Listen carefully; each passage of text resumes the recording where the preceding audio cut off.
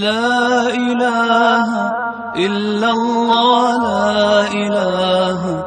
إلا الله لا إله نحمده ونصلي على رسوله الكريم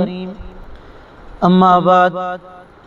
فأعوذ بالله من الشيطان الرجيم بسم الله الرحمن الرحيم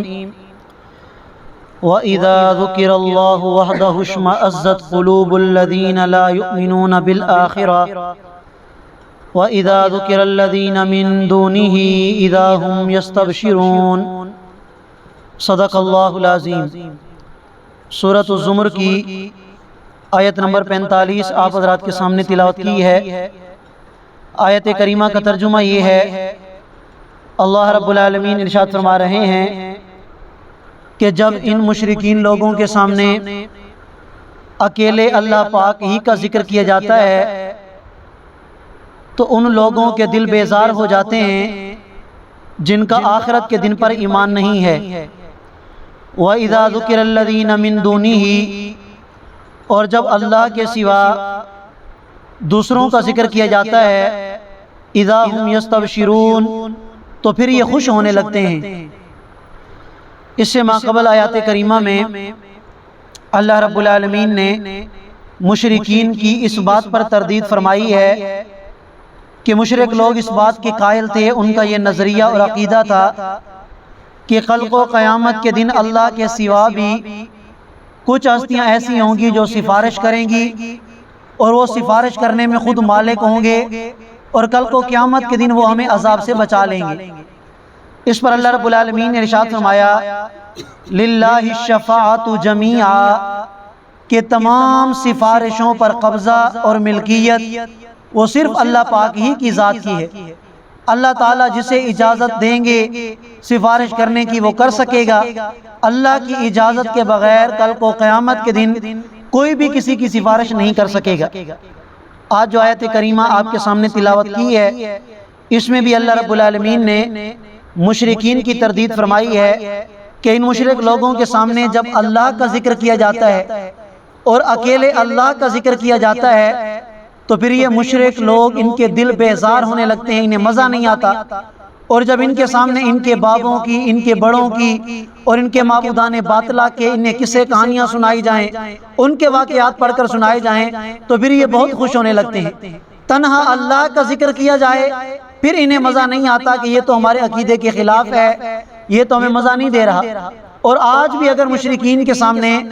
ان کے بابوں کے قصے سنائے جائیں، ان کی کرامتیں بڑی بڑی اپنی طرف سے چھوڑی جائیں تو وہ خوش ہوتے ہیں، لیکن جب اللہ وحدہ لا شریک کا ذکر کیا جائے کہ نہیں سب کچھ کرنے والی ذات اللہ کی ہے تو پھر انہیں بھی تکلیف ہونے لگتی ہے۔ تو فرمایا میرا پیغمبر آپ کہہ دیجئے اللہم، اے اللہ فاطر السماوات والارض، زمین و آسمان کو پیدا کرنے والے۔ فاطر کا معنی ہوتا ہے ایسا پیدا کرنے والا کہ جو بغیر نمونے کے پیدا کرنے والا ہو۔ اللہ نے انسان کو بنایا تو اللہ کے پاس پہلے کوئی مثال یا نمونہ موجود نہیں تھا، بغیر نمونے کے اللہ تعالیٰ نے یہ تخلیق فرمائی ہے۔ عالم الغیب والشہادہ،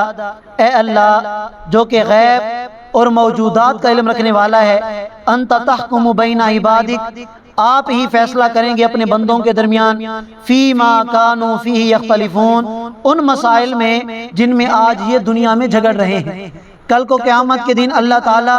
انصاف پر مبنی فیصلہ فرمائیں گے۔ معاذ اللہ وہاں ایسا نہیں ہوگا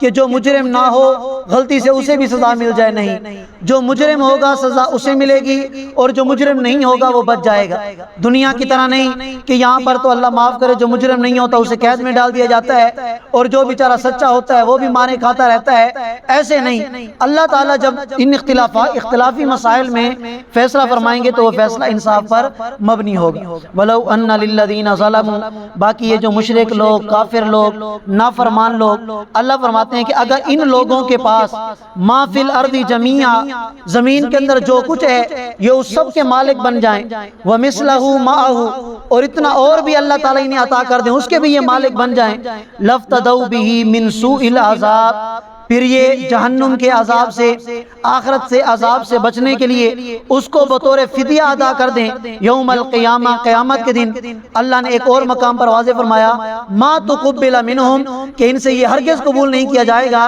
کہ بھئی مال دے کر جان چھڑا لی، نہیں، دنیا کی زندگی میں یہ چل جاتا ہے، لیکن کل کو قیامت کے دن ایسا نہیں ہوگا کہ مال و دولت دے کر جان چھڑا لی جائے، اعمال کی بنیاد پر اللہ تعالیٰ کی طرف سے فیصلے کیے جائیں گے۔ وَبَدَا لَهُم مِّنَ اللَّهِ، اور ان کے سامنے اللہ تعالیٰ کی طرف سے وہ چیز ظاہر ہو جائے گی مَا لَمْ يَكُونُوا يَحْتَسِبُونَ، کہ جن کا انہیں گمان بھی نہیں تھا۔ یہ تو کہتے تھے کہ آخرت نہیں ہے، قیامت نہیں آئے گی، ان کا تو یہ گمان ہی نہیں تھا کہ مرنے کے بعد قبر کا عذاب ہوگا، حشر کا عذاب ہوگا، جہنم ہوگی، ان کے تو گمان بھی نہیں تھا۔ اللہ فرماتے ہیں کہ وہ ساری چیزیں ان کے سامنے واضح ہو جائیں گی۔ وَبَدَا لَهُمْ سَيِّئَاتُ مَا كَسَبُوا، اور دنیا میں انہوں نے جو کمائی کی اس کی برائی ان کے سامنے ظاہر ہو جائے گی۔ وَحَاقَ بِهِمْ مَا كَانُوا بِهِ يَسْتَهْزِئُونَ، اور ان کو چاروں طرف سے وہ چیز گھیر لے گی جس کا دنیا میں یہ مذاق اڑایا کرتے تھے۔ یہ کہتے تھے کہاں ہے پل صراط، کہاں ہے جہنم کی آگ، کہاں ہے جہنم کا عذاب، اگر ہے تو ہمارے پاس لے کے آؤ، ہمارے سامنے لے کے آؤ۔